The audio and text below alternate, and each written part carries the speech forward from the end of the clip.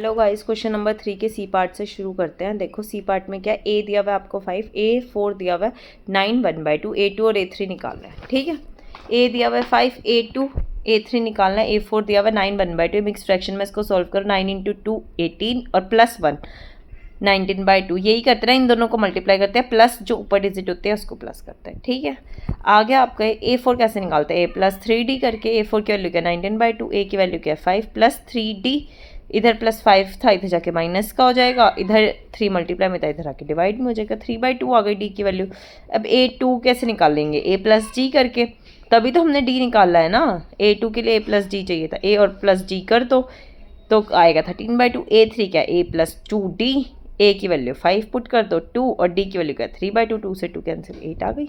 I hope सबको समझ आया होगा। नेक्स्ट पार्ट देखो, नेक्स्ट पार्ट क्या है, A दिया हुआ है -4, A6 दिया हुआ है 6, A2 A3 A4 A5 निकालना है आपको। ठीक है, A6 दिया हुआ है 6, A से तो मैं कुछ कर नहीं सकती, अभी A6 को देखो, कंसीडर करो। A6 क्या दिया हुआ है 6, A6 = A+5D होता है।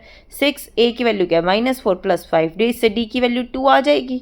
ठीक है, अब ईजिली हो गया। अब तो सब कुछ A2 क्या है A+D, A में D प्लस कर दो, -4 + 2 कर दो।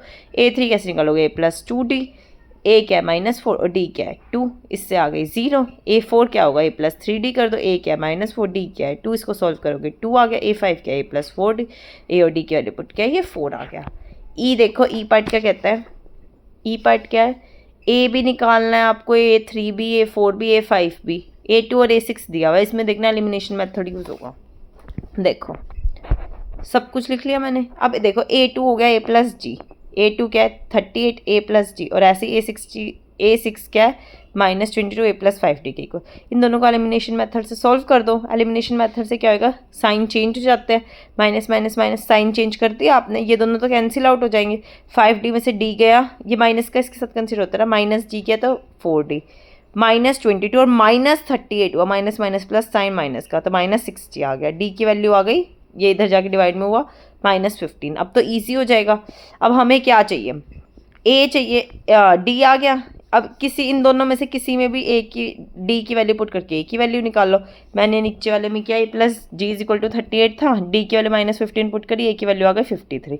अब ईजी है, A3 निकालो A+2D करके, D और A की वैल्यू पुट कर दो। ऐसे A4 निकालो A+3D करके, A5 निकालो A+4D करके।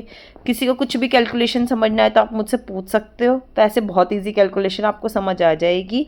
ठीक है, मैंने नेक्स्ट क्लास में 4th 5th 6th question कराऊंगी। Thank you.